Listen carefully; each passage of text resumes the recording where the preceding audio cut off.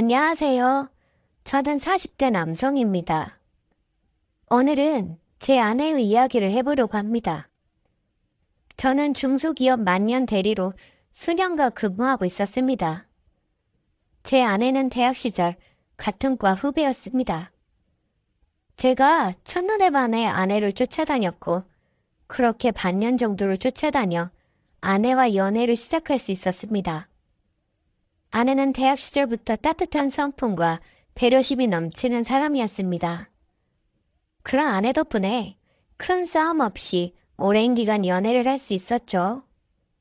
저는 대학 졸업 후 지금 다니고 있는 회사에 취업했고 아내에게 프로포즈 했습니다. 아내를 너무 사랑했기에 가진 건 별로 없었지만 빨리 가정을 꾸리고 싶었습니다. 아내는 흔쾌히 제 프로포즈를 받아주었고 저희는 다음해 봄에 결혼을 했습니다. 아내와 결혼 생활은 제가 상상했던 것 이상으로 행복했습니다. 저는 아내를 고생시키기 싫어 직장 생활을 하지 않고 집에서 집안일을 하며 내조를 해주길 원했습니다. 돈이야 제가 열심히 벌면 되니까요. 그래서 아내는 직장 생활을 하지 않고 주로 집에서 절 기다리며 하루를 보냈습니다.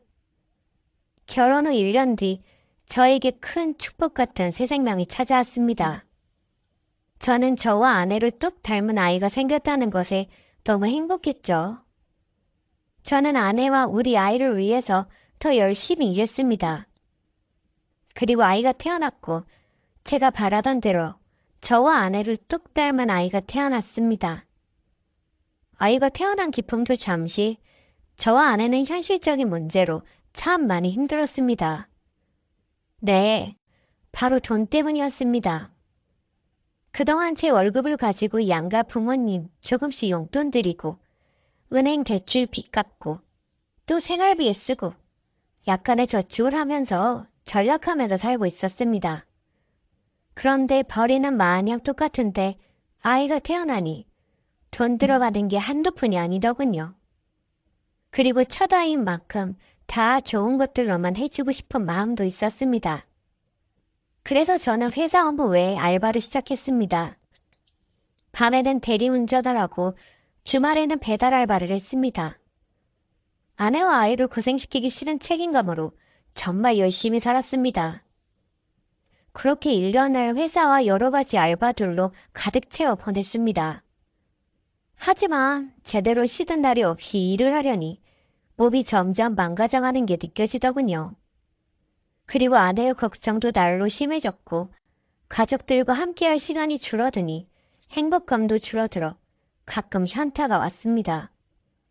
그래서 저는 알바를 그만두고 회사 일에만 열중하기로 했습니다. 제가 버는 돈으로 아내가 열심히 전략해서 살림을 해보겠다고 해서 알겠다고 했습니다. 그리고 아이가 3살쯤 되던 해 아내는 친정에 아이를 맡기고 나가서 알바를 하려고 하는데 어떻게 생각하냐고 묻더군요. 저는 반대를 했습니다. 아까도 말했듯이 저는 아내가 밖에 나가서 일하면서 고생하는 게 싫었으니까요. 하지만 아내는 아이도 커가고 어린이집도 학교도 보내야 하는데 당신만 일하는 건 좀 아닌 것 같다고. 아직 젊으니까 자기도 나가서 뭐라도 해서 살림에 보탬이 되고 싶다고 했습니다. 저는 처음에는 반대를 했지만 아내의 간절함과 설득 끝에 허락했고 대신 서빙 일이라든지 힘든 일은 안 했으면 좋겠다고 했습니다. 아내는 아줌마 써주는 곳이 맞지 않다고 그냥 자기가 알아서 할 테니 걱정하지 말라고 하더군요. 그렇게 아내는 알바 자리를 열심히 구했고 작은 동네 카페에서 알바를 하기로 했습니다. 아내는 결혼 전에 입버릇처럼 나이 들어서는 동네에 카페를 차려서 오는 손님들과 도란도란 이야기도 하고 그러면서 시간을 보내는 게 꿈이라고 말한 적이 있었습니다. 그래서 아내는 비록 사장은 아니지만 알바로라도 카페에서 일을 하는 게 좋았는지 참 좋아했습니다. 그리고 아내는 대학 졸업 후 거의 바로 저와 결혼을 하게 된 거여서 그게 아내의 첫 사회생활이기도 했습니다. 그렇게 좋아하는 아내의 모습을 보니 괜시리 미안한 마음이 생기더군요.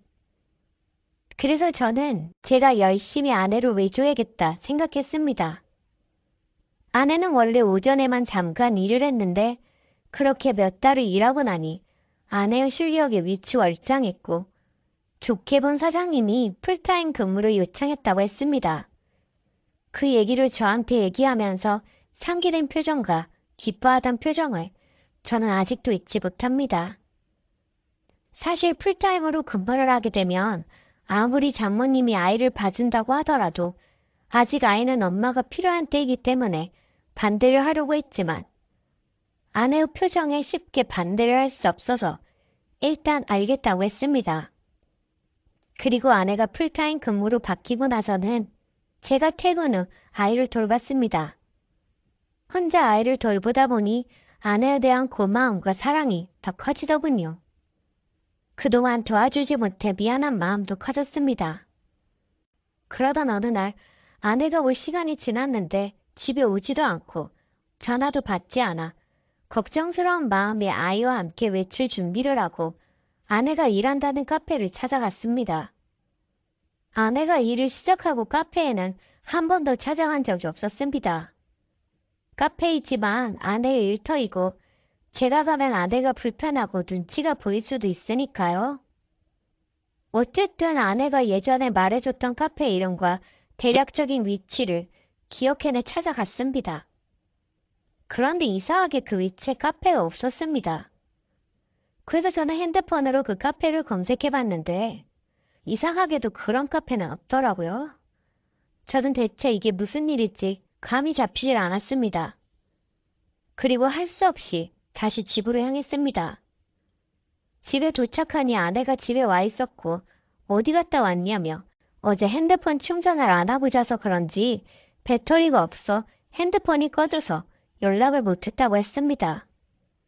그리고 마감 때쯤 단체 손님이 우르르 들어와서 그것 때문에 마감이 늦어져서 늦게 왔다고 했습니다. 저는 아내에게 카페 이름과 위치를 다시 물어봤습니다. 제 기억이 틀렸을 수도 있으니까요. 하지만 아내가 다시 말해준 이름과 위치는 제가 기억하는 것과 똑같았습니다. 저는 아내에게 당신이 전화도 안 받고 올 시간이 지났는데도 안 와서 지금 갔다 오는 길인데 그런 카페는 없던데? 라고 말했고 아내는 엄청 당황한 표정이었어요.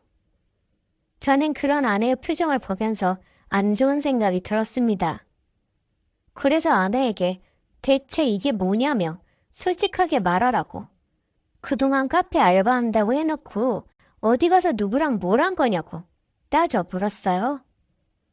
아내는 사실 식당에서 서빙 알바를 하던데 제가 걱정할까봐 카페에서 일한다고 한 거라고 말했고 저는 또 바보같이 그 말을 믿었습니다.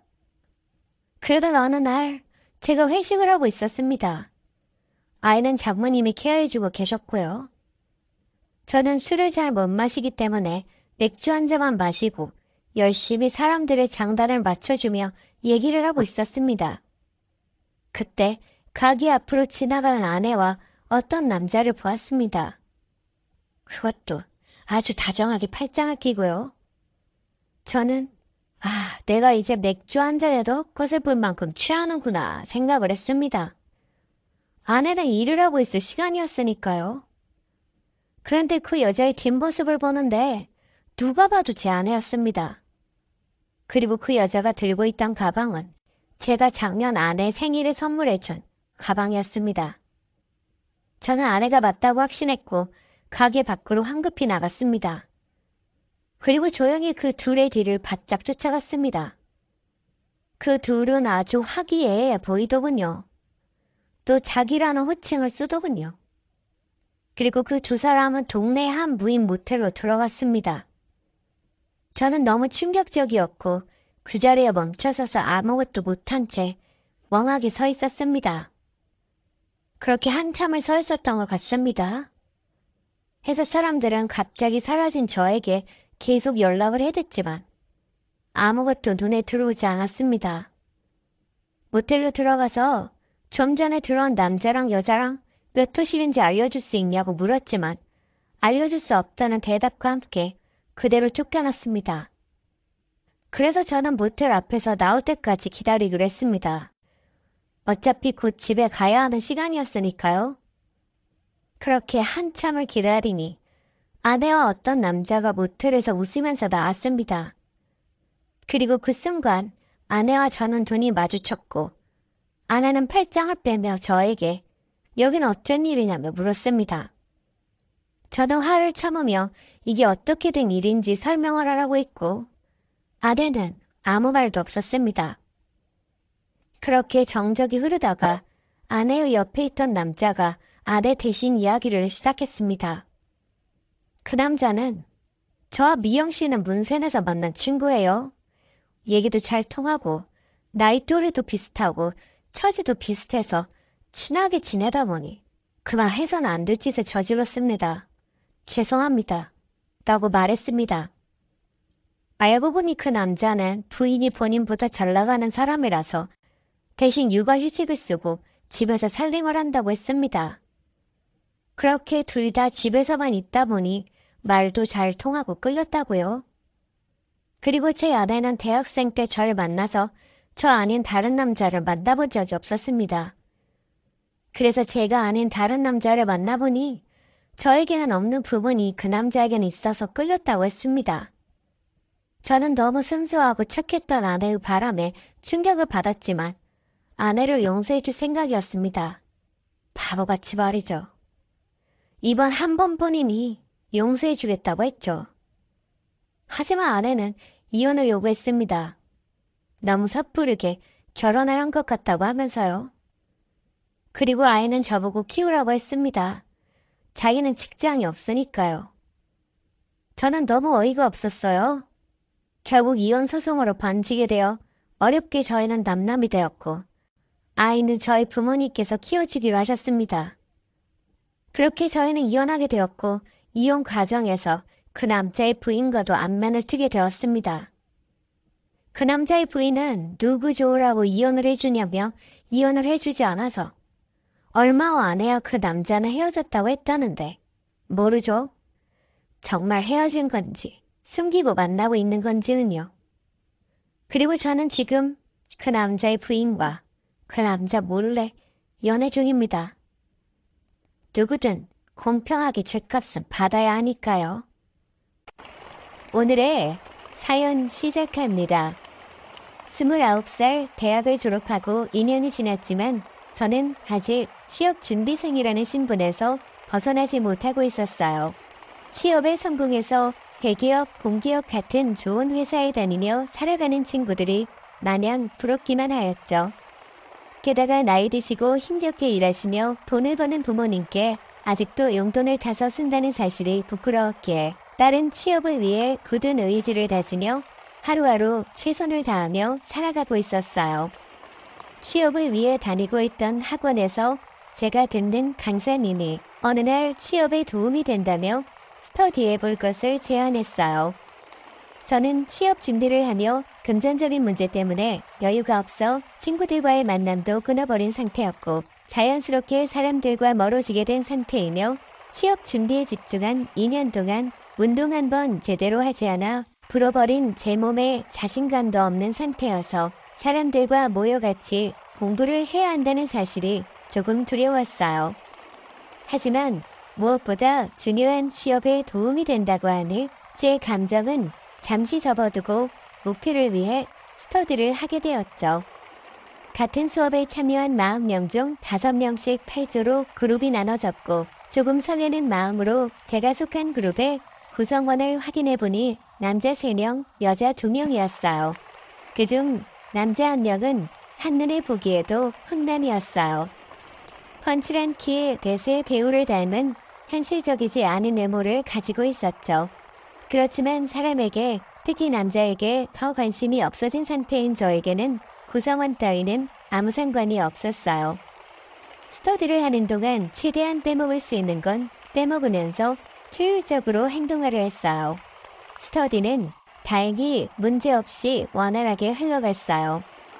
취업에 간절한 사람들끼리 모이다 보니 공부 관련한 이야기 외에 다른 잡담은 일절하지 않을 정도였죠. 하지만 그런 모임 분위기는 얼마 지나지 않아 깨지고 말았어요. 남녀가 모여 시간을 같이 보내면 무슨 일이 생길 수밖에 없다 했던가요? 언제부터인지 모르지만 스터디 안에서 한 커플이 탄생하고 말았던 것이죠. 저 말고 다른 한 명 여자와 정말 평범하게 공부만 할 것 같던 남자가 사귀게 되었던 것이었어요. 나중에 알고 보니 집 가는 방향이 같아 매번 같이 집에 가다가 어쩌다 보니 사귀게 되었다고 하더군요. 하지만 남녀가 사랑한다는 게 죄도 아니고 연애로 딱히 분위기만 흐리지 않으면 상관없다고 생각하며 공부에 집중하려 했는데 모임만 하면 자꾸 그 커플이 대화를 주도하기 시작했어요.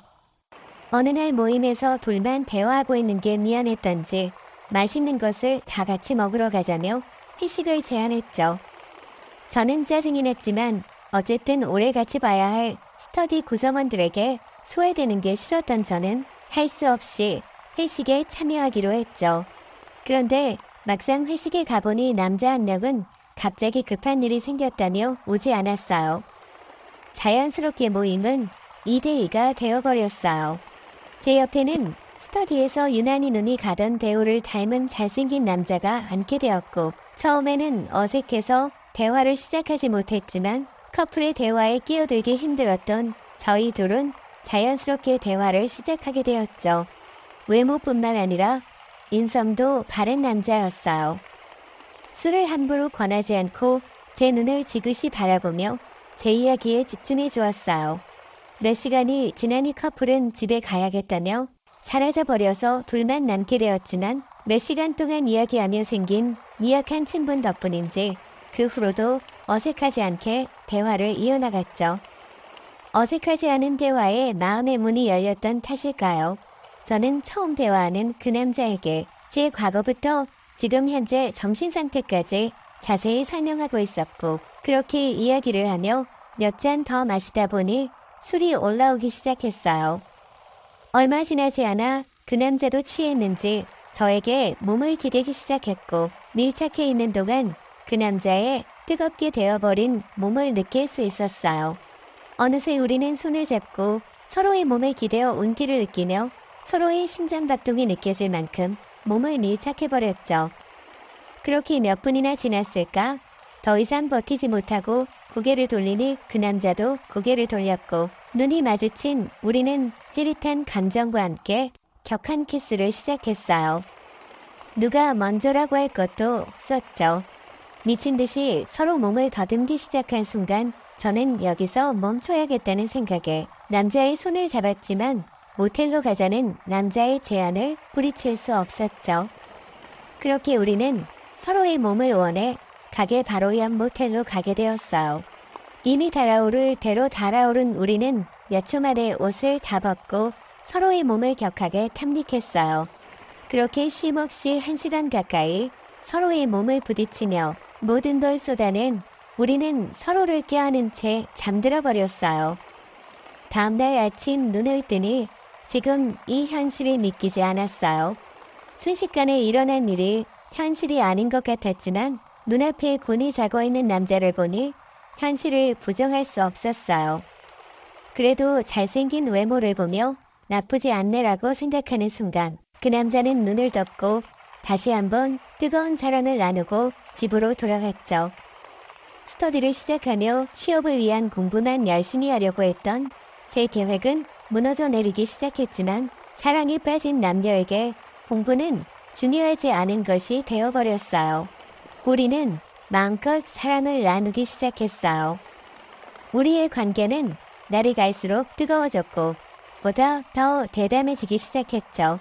한 번은 수업을 듣다가 눈이 마주친 뒤 찌릿한 감정과 함께 누가 먼저라 할 것도 없이 사람이 없는 계단으로 나갔고 스릴을 느끼며 관계를 가졌어요.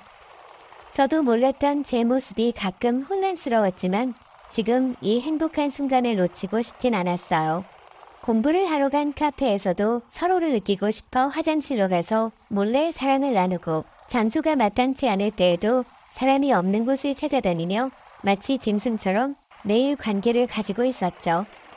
말로만 들었던 섹터 뒤에 정신이 팔린 동안 시간은 빠르게도 흘렀고 어느새 취업 시즌은 돌아오고 말았죠. 갑자기 현실이 걱정되기 시작했어요. 이번 기회를 놓치면 또 1년을 공부해야 하는데 그렇게 되면 부모님과 주변 사람들을 볼 면목이 없어질 것 같았죠. 지금이라도 현실로 돌아와 취업을 이뤄야지 하고 생각했지만 이미 중독되어 버린 관계를 끊어버릴 순 없었기에 그 남자와 저는 사랑도 관계도 포기하지 않는 방법을 택하기로 한 뒤 공부와 관계를 철저히 분리하고 집중하기 시작했어요. 선택과 집중을 하며 사랑과 취업에 둘 다 최선을 다한 결과 다행히 취업 시즌이 끝나기 전 둘 다 취업에 성공하게 되었고 멀지 않은 곳에 있는 회사를 다니게 된 우리는 서로의 몸만 원하는 관계가 아닌 진지한 연애를 시작하게 되었죠. 몇 년이 지난 지금은 그때처럼 격정적으로 관계를 가지진 않지만 사랑은 더 깊어졌고 착실히 돈을 모아 집도 장만하고 곧 결혼을 앞두게 되었어요. 가끔 남자친구와 처음 만나던 순간을 생각하며 추억에 잠기곤 합니다. 안녕하세요. 저는 30대 초반의 남자입니다. 오늘 제가 해드릴 이야기는 얼마 전에 있었던 일입니다. 저는 여자친구와 장거리 연애를 하고 있어요. 타 지역에서 장사를 하고 있는 여자친구는 요즘 들어서 손님이 많이 늘어 매일 바쁘다고 난리였습니다. 제가 도와주고 싶어도 저도 회사를 다니는 입장이라 그게 쉽지 않더라고요. 친구와 둘이 동업을 하고 있었는데 둘만으로는 너무 힘들고 벅차 보였어요. 직원을 한 명 뽑으라고 해도 인건비 아깝다면서 억척스럽게 둘이 일을 하는데 제대로 쉬는 날도 없이 일을 하는 바람에 만나서 데이트할 시간도 부족했습니다. 저는 평일에 일을 하고 여자친구의 가게는 주말에 바쁘니까 한 달에 하루 이틀 만나서 데이트하는 것도 너무 힘든 일이었어요. 저나 여자친구나 한참 왕성할 시기인데 얼굴 볼 시간도 없다는 건 너무 큰 고통이었습니다. 하지만 여자친구가 너무 바빠서 거의 한 달 가까이 얼굴도 제대로 못 보고 지내다가 이번 주말에는 꼭 만나야 한다고 제가 바득바득 우겼어요. 여자친구는 이번 주 일요일 저녁에 자기 혼자 일하니까 정 보고 싶다면 저보고 일요일 밤에 가게로 오라고 하더라고요. 어차피 집에서 혼자 할 것도 없고 여자친구가 너무 보고 싶어서 가게로 달려갔습니다. 오랜만에 만나서 그런 건지 정말 눈만 마주치고 손만 잡아도 스파크가 튀더라고요. 바로 불타올라서 도저히 여자친구 가게 영업 끝날 때까지 기다릴 수 없었어요. 주방이건 화장실이건 여자친구 가는 곳을 졸졸 따라다니면서 계속 키스하고 스킨십을 해버렸습니다. 처음엔 여자친구도 미쳤냐면서 하지 말라고 하다가 나중에는 자기가 더 좋아하더라고요. 그렇게 오랜만에 만나서 회포를 풀고 집으로 돌아왔는데 자고 일어났더니 뭔가 제 아래쪽에 따끔한 기분이 들었어요. 월요일에 출근해서도 계속 기분이 좋지 않았고 시간이 지날수록 점점 더 큰 고통이 찾아왔습니다. 그래도 병원은 도저히 가고 싶지 않아서 진통제를 먹어가며 버텼습니다. 시간이 지나면 조금 나아질 거라고 생각했는데 아니더라고요. 진짜 남자분들이라면 아래가 아플 때 고통이 얼마나 심한지 다들 예상하실 겁니다. 다른 것도 아프면 진짜 힘들고 괴롭지만 아래쪽은 조금만 불편해도 하루 종일 아무것도 하기 싫고 살고 싶지 않을 정도로 아프더라고요. 더 이상은 못 견디겠다 생각이 들어 집 근처 비뇨기과로 향했습니다. 걷는 것도 힘들어서 얼마나 고통스러웠는지 지금 다시 상상하기도 싫으네요. 낑낑대고 간신히 걸어서 비뇨기과 문을 열었는데 입구에 간호사가 제 얼굴을 보자마자 바로 접수를 해줘서 의사를 만날 수 있었습니다. 어찌나 아픈지 제 눈에서는 눈물까지 다 나는 상황이었어요. 의사를 만나 진료실에서 하체를 드러내놓고 검사를 받고 있었습니다. 그때는 너무 아파서 수치스럽다는 생각도 하지 못했어요. 한참 의사 선생님이 심각한 얼굴로 진찰을 하고 있었는데 진료실 문이 확 열리면서 여자 간호사가 들어오더라고요. 진료실 간이병상 침대에 누워서 다 드러내놓고 있던 저는 20대의 간호사의 얼굴을 보자마자 잊고 있던 수치심이 생각나서 부끄러웠습니다. 아무리 이 병원의 간호사라도 그렇지 다 드러내고 진료받고 있는데 문을 함부로 활짝 열고 들어와도 되는 건가 싶더라고요. 아파서 우는 건지 쪽팔려서 우는 건지 눈물만 계속 나왔습니다. 그런데 간호사가 볼일을 다 봤으면 빨리 나가야 할 텐데 나가지는 않고 의사 옆에 딱 붙어서 제 것을 같이 구경하고 있었어요. 부끄럽기도 했지만 간호사가 너무 예쁘게 생겨서 화를 낼 수도 없었습니다. 키는 약간 작았지만 얼굴이 정말 귀여운 스타일이었고 무엇보다 간호사 유니폼이 빵빵하게 터질 것처럼 볼륨이 장난 아니었습니다. 비뇨기과를 가보신 남자분들이라면 아실 거라 생각하는데 이상하게도 비뇨기과만 가면 간호사가 다른 곳보다 이쁘고 뭔가 느낌이 다르더라고요. 저만의 착각인지는 모르겠지만 아무튼 제 생각은 그랬습니다. 그러다가 간호사랑 눈이 딱 마주쳤는데 제 얼굴을 보고 아래를 번갈아가며 보다가 간호사가 갑자기 웃음이 터졌는지 꾹꾹 참는 게 느껴졌어요. 정말 너무 수치스러워서 정신이 나가버리는 줄 알았습니다. 진료가 끝나고 의사가 뭐라 제 상태에 대해서 설명해 주는데 솔직히 하나도 귀에 들어오지 않았어요.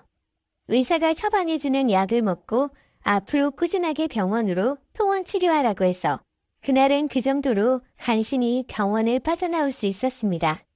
집에 와서 처방해준 약을 먹고 잤더니 풍지는 빨리 가라앉아서 모처럼 깊게 잠을 잘 수 있었어요. 뭐가 문제인지는 잘 모르겠지만 여자친구와 만난 뒤로 제가 이렇게 된 거라서 여자친구의 사생활이 문제가 있는 건 아닌가 의심이 되더라고요. 혹시나 싶어서 다른 남자를 만나는 거 아니냐고 했다가 여자친구랑 크게 싸우고 바로 헤어지게 되었습니다. 어차피 서로 바빠서 만나고 데이트할 시간도 없는데 잘 됐다 싶었죠.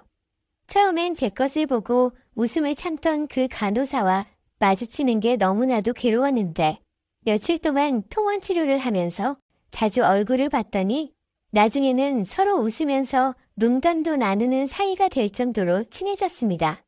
아래도 다 완치되고 치료가 거의 끝나서 마지막으로 병원에 간 날에 용기를 내서 그녀에게 밖에서 밥이라도 먹자고 고백을 했어요. 이미 보여줄 거 다 보여준 사이라서 부끄러울 것도 없었네요. 다행인 건지 그녀가 웃으면서 밥 한번 먹자고 해서 서로 연락처 교환하고 주말에 시간 잡아서 만나기로 했습니다. 주말에 만나 같이 밥을 먹으면서 처음부터 궁금했던 걸 물어봤어요. 대체 왜 내가 처음 병원 간 날에 내 얼굴 보면서 웃었냐고 물었더니 제가 부끄러워하는 모습이 좀 귀엽게 느껴져서 자기도 모르게 웃었대요. 이걸 웃어야 하는 건지 화를 내야 하는 건지 제 키나 덩치나 첫 인상이 자기 스타일이라서 처음부터 관심이 있었다고 하더라고요. 저도 그녀를 처음 봤을 때부터 반했고 관심이 있었기 때문에 우리는 그날부터 바로 사귀게 되었습니다.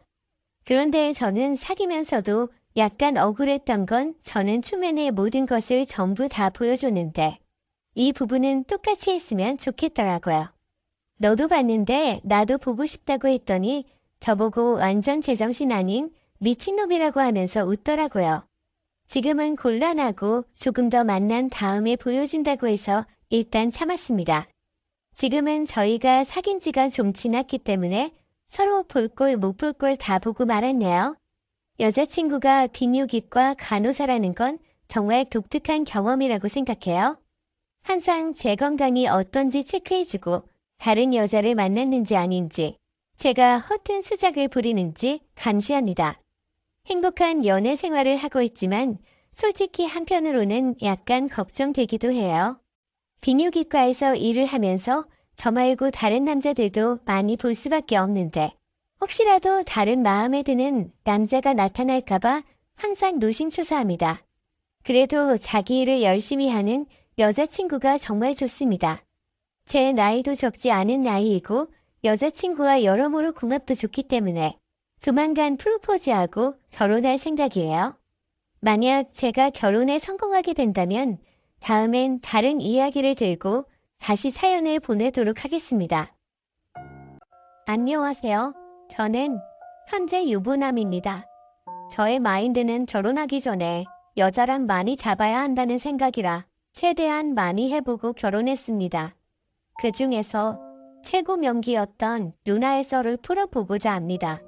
물론 절대 바람핀 적은 없고 저는 키 181cm의 얼굴도 평범하고 웃긴 성격이라 대부분 운이 주었습니다.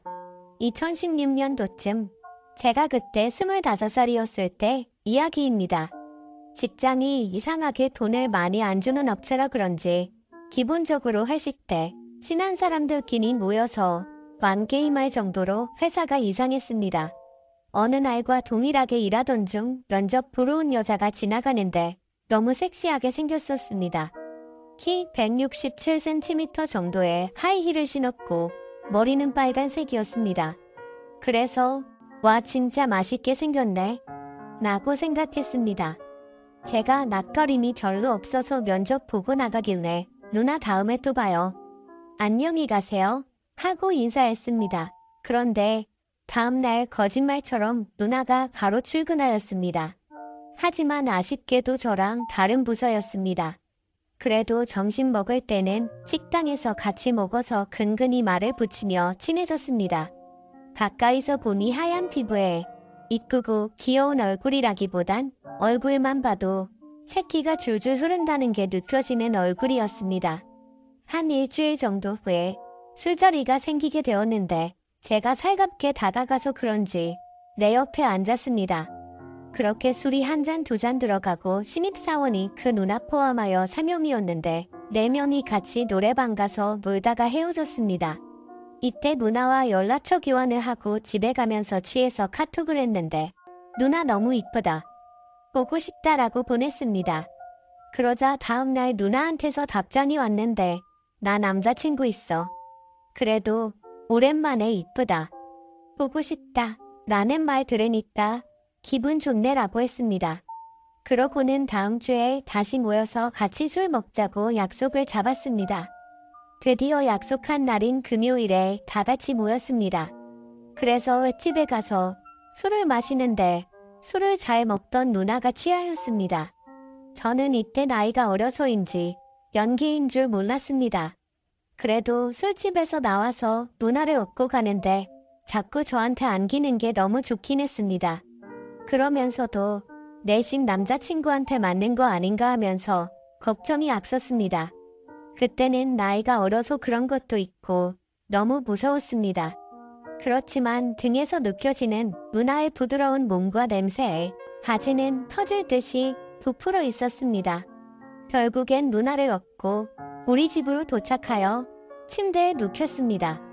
그런데 만지진 못하겠고 먼저 온몸을 다 훑어보았습니다. 머리부터 얼굴, 가슴, 발가락까지 다리가 진짜 저의 팔보다 얇았지만 그래도 가슴은 컸습니다. 저는 제정신이 아니어서 잠을 자야 하지만 누나가 토할 수도 있다는 생각으로 누나 옆에 누웠습니다. 제가 찐따키가 있어서 옆에서 30분 동안 잠자는 척한 다음에 잠꼬대인 것처럼 다리를 누나 다리 사이로 집어넣었습니다. 근데 호배에서 느껴지는 누나의 그 부분이 너무 뜨거웠습니다. 그래서 이성을 잃었고 목과 허벅지에 입도 대보고 은근슬쩍 가슴을 슬금슬금 애벌레 기어가듯이 만졌습니다. 그러는 사이 누나의 숨이 거칠어진 게 느껴졌습니다. 그러다 여차여차 팬티 위로 만지게 됐는데 팬티가 실크 팬티인데 이미 흉수가 나서 이끈거렸습니다. 저는 누나의 청바지를 반쯤 벗긴 상태로 그대로 돌진했습니다. 내 온몸 전체를 애무담하는 느낌이 들어서 나도 모르게 엉덩이가 저리고 쥐가 나려고 했습니다. 저는 평소에 관계를 맺을 때 조절도 잘하고 조루도 아닌데 저는 30초 만에 헝홈을 가버렸습니다. 하고 나니 민망하면서도 한 번 더 하면 오래 가겠다고 생각했습니다. 그래서 급하게 누나를 닦아주고 화장실 가서 대충 씻고 다시 와서 누나에게 돌진하였지만 이번에는 1분 만에 끝이 나버렸습니다. 그러고는 서로 잠이 들고 다음날 일어나서 같이 짬뽕 시켜서 해장하고 헤어졌습니다. 저는 누나랑 사이가 서먹해지겠다. 누나가 실망했겠다. 라고 생각했습니다. 아니나 다를까 한 일주일간은 멀어졌습니다. 그래도 카톡은 주고받고 하며 다시 사이가 좋아져도 뭔가 안 해줄 거라 생각이 들었습니다. 저는 누나의 맛을 다시 한번 느껴보고 싶었습니다. 어떻게 하지? 진짜 20번도 할 수 있을 것 같은데 라고 생각하며 머리를 굴렸습니다. 그래서 같이 일하는 형이랑 같이 술 먹자고 하고 술집에 갔습니다. 새벽 1시까지 술을 마셨는데도 형과 누나가 안 취하는 겁니다. 그래서 머리를 굴려서 같이 일하던 형이 해병대 나왔길래 화장실 가서 해병대 나온 친구에게 전화하였습니다. 친구야, 너 지금 어디야? 나 집 근처에서 술 마셔. 마침 근처에서 술을 마신다길래 친구에게 말했습니다. 친구야, 진짜 한 번만 도와주라. 나 진짜 너무 따먹고 싶은 누나가 있는데 같이 온 형이 술도 안 마시고 집에 안 가고 누나를 데리고 갈 각이 안 나와. 그 형 해병대 나왔다는데 술 먹여주면 안 되냐? 그래? 지금 바로 간다. 친구는 흔쾌히 도와주겠다며 술자리로 오겠다고 하였습니다. 형, 제 친구 해병대인데 지나가다가 들린다는데 괜찮죠? 잠깐 왔다 간대요. 몇 킬에? 그건 잘 몰라요. 그렇게 친구가 도착하고 친구는 형에게 술을 먹이기 시작했습니다. 다들 취하기 시작하자 저는 몰래 나가기로 하였습니다. 누나 집에 가자 라고 말하며 누나의 팔목을 잡고 술자리에서 일어났습니다. 지금? 그때 형이 같이 일어나려고 하였습니다. 나 더 못 먹겠어. 아이, 왜 이러십니까? 해변길이 라고 말하면서 일어나려는 친구는 형을 힘으로 붙잡고 술을 먹였습니다. 술집에서 나온 저는 누나와 같이 택시를 타고 우리 집에 도착했습니다. 우리 집에 도착하자마자 누나 너무 좋아한다고 하면서 키스하였습니다. 누나가 일단 나 화장실 좀 갔다 올게 하고 화장실에 갔습니다. 저는 너무 행복해서 소리 안 나게 함성을 질렀습니다. 누나가 나오자 누나에게 나도 화장실 간다고 하고 볼일 보는 척하면서 물을 틀어놓고 미리 한 발 뺐습니다. 한 발 빼고 나니 잠깐 내가 왜 이렇게 바보처럼 인생을 살고 있지? 라는 생각이 들긴 했는데 나와서 누나의 모습을 보자마자 마음이 바뀌었습니다. 화장실에서 나오니 침대에 걸터 앉아있는 누나가 말하였습니다. 너 이러려고 술 마시고 거기에 친구 부르고 그런 거야? 누나의 말에 저는 솔직하게 말하였습니다. 누나 근데 나 누나 진짜 좋아해. 처음 입사했을 때 내가 인사했잖아. 누나가 너무 이뻐서 그랬어. 누나 남자친구 있다고 했잖아. 나 무시하고 보고 싶을 때만 보고 이용해도 괜찮아. 누나가 너무 좋아서 그래. 저의 고백에 누나는 잠시 망설이다 말하였습니다. 나도 사실 친구한테 고민 상담했어. 연애한 지 5년 넘어서 남자친구랑 잠자리도 거의 없고 너한테 보고 싶다. 좋아한다 들었는데 너무 설레더라. 저는 왠지 튕기는 듯한 모습에 누나 남자친구 정리 안 해도 상관없어. 그건 내 욕심인 것 같아. 누나 진짜 진심으로 좋아해. 좋게 봐줘. 라고 말했습니다. 그러자 누나는 그래도 이건 좀 아닌 것 같은데 라고 하길래 누나가 말하는 도중에 키스하였습니다. 키스하면서 물 흐르듯이 목을 훑어주고 귀를 빨아주고 하는데 누나가 허리를 계속 활처럼 볶으면서 신음을 냈습니다. 뜨거운 시간을 보내는 내내 진짜 햄버거, 하수구, 치킨 이런 생각하면서 버티면서 했습니다. 그렇게 그 회사에서 그만둘 때까지 누나랑 색파로 지냈습니다. 누나는 제가 살면서 80년 간당간당하게 잡은 것 같은데 진짜 잊히지 않는 명기 중에 명기였습니다. 여보, 은옥이 왔어요. 현부 고마워요. 나중에 맛있는 거 사드릴게요. 그래, 알았어. 처제 은옥은 올해로 30살인데 눈만 없지. 아직 남자도 없다. 어릴 때부터 백화점에 근무해서 그런지 보는 눈이 꽤 높다. 언제 봐도 그녀는 늘씬하고 얼굴도 이쁘다. 늦은 여름인데도 가위가 꺾이지 않아 처제는 헐렁한 박스키에 검정색 레깅스를 입고 이삿집을 날랐다. 오늘은 처제가 부산에서 서울로 우리 신혼집에 이사 들어오는 날이다. 언제 봐도 처제 몸매는 예쁩니다. 나는 2명의 여자를 데리고 한 집에서 삽니다. 한 명은 나의 아내이고 또 다른 한 명은 아내의 동생이자 처제인 사랑스러운 언옥이다. 아내가 나보다 3살이나 많은 연상인 관계로 처제는 나와 동갑이다. 어찌어찌 아내와 눈이 맞아 앞뒤 가리지 않고 불타는 사랑을 하다 보니 3살 연상녀와 결혼을 하게 되었고 처제가 나랑 동갑이 되어버린 이상여릇한 족보가 구성이 되고 말았다. 아무튼 나는 본의 아니게 아리따운 2명의 여자들을 모시고 한 집에서 살게 되었네요. 처가집은 아내와 처제 딸만 둘뿐이라 그런지 아내와 처제는 đặc별한 사이입니다. 하루 이틀에 한 번씩은 꼭 연락을 주고받고 카톡이나 문자도 자주 주고받았어요.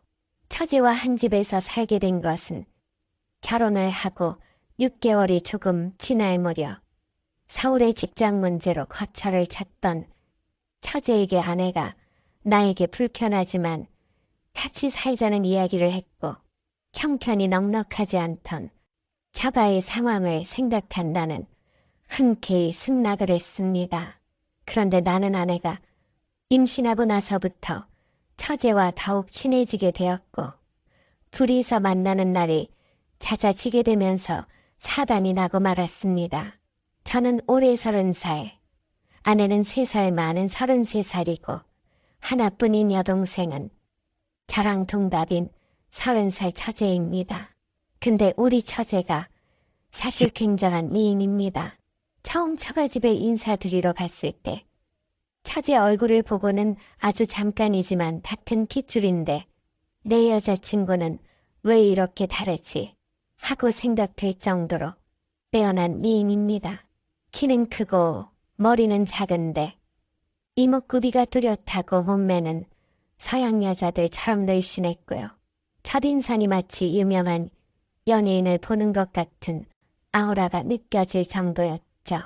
가끔 나도 남자인지라 아내의 동생이란 걸 잊고 눈이 돌아갈 때도 있었네요. 직장도 좋은데 다니다가 그만두고 서울에서 살아보겠다고 지금은 백조입니다. 처음엔 신혼인데 처제랑 같이 산다는 게 불편한 것 같았지만 부침성도 좋고 눈치도 빨라서 둘이 살다 셋이 살아도 큰 문제가 되지 않았네요. 처음에는 처제와 무척 좋았습니다. 활달한 여자가 집에 있으니 활기도 생기는 것 같고 처제 덕분에 영화도 많이 보고 특히 미디어의 세계에 눈을 뜨게 되었죠. 그런데 아내가 임신하고 나서부터 집에 온 지 6개월쯤 지났을 때쯤 저랑 동갑이라 그런지 편하게 느껴졌는지 처제의 옷차림이 변하기 시작했습니다. 그리고 단둘이 있을 때는 청태야 그러면서 형부라는 호칭도 붙이지 않았고요. 집에 있을 땐 짧은 반바지에 딱 달라붙는 옷을 입으니 눈을 어디에 둬야 할지 모르겠더군요. 처제는 평범한 아내와는 달리 몸매가 좀 남다릅니다. 키 170cm의 다리도 롱다리에 늘씬하고 얼굴도 예뻐서 길 가다가도 돌아볼 정도입니다. 아내도 처제에게 옷걸이 그게 뭐냐고 하자 한여름에 더워 죽겠는데 형부가 남도 아니고 이제 같은 식구인데 뭐 어때라고 대답하더군요. 아내와 나 처제가 함께 술 마시면 형부 같은 남자가 있었으면 지금 당장 결혼했을 텐데 라는 말을 자주 하기 시작했어요. 그리고 어느 순간부터 자연스럽게 팔짱을 끼거나 하는 일도 잦았어요. 그때만 해도 설마 했습니다. 아내가 임신 4개월쯤 되었을 때 허리 통증과 골반통으로 인해 일상적인 생활이 불가능할 정도로 힘들어 하던 시기였습니다. 그래서 집에 들어가면 매일 밤마다 아프다고 저한테 짜증내기 일쑤였고, 저는 그런 아내를 기이 맞추느라 간호하느라 잠을 한숨도 못 자고 저녁은 매일 배달시켜 먹고 그랬죠. 그때 옆에서 처제가 저를 많이 챙겨줬어요. 처제가 직장을 구하기 전이었으니깐 출근할 때 아침밥도 챙겨주고 저녁에 퇴근하기 전에 카톡으로 뭐 먹고 싶은 거 있으면 만들어준다며 말해달라고 하고요.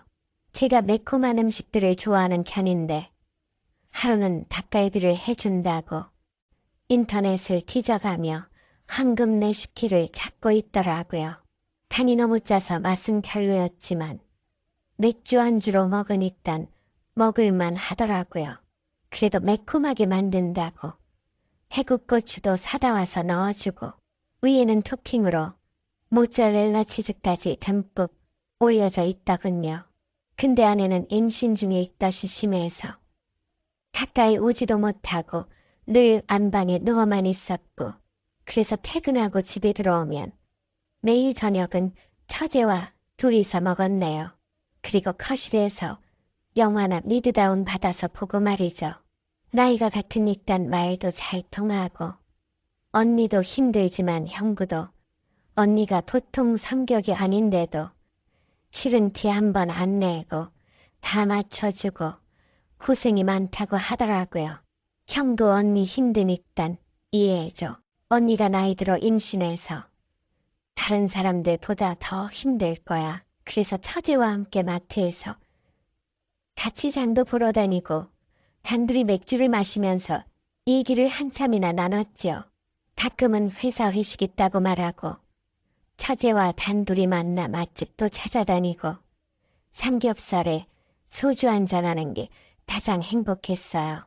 집에 들어가면 아내의 입덧 때문에 제대로 만들어 먹지도 못하고 힘들어하는 모습 보면서 웃고 떠들 수도 없었으니 그렇게 수개월간 처제와 몰래 만나 데이트 아닌 데이트를 하게 되었는데 하루는 술 한잔하면서 이런저런 이야기를 나누다가 처제 남자 이야기에 관해 대화를 했죠. 처제 이제 30살인데 하루빨리 독립해서 결혼도 하고 언니처럼 아이도 낳고 해야지.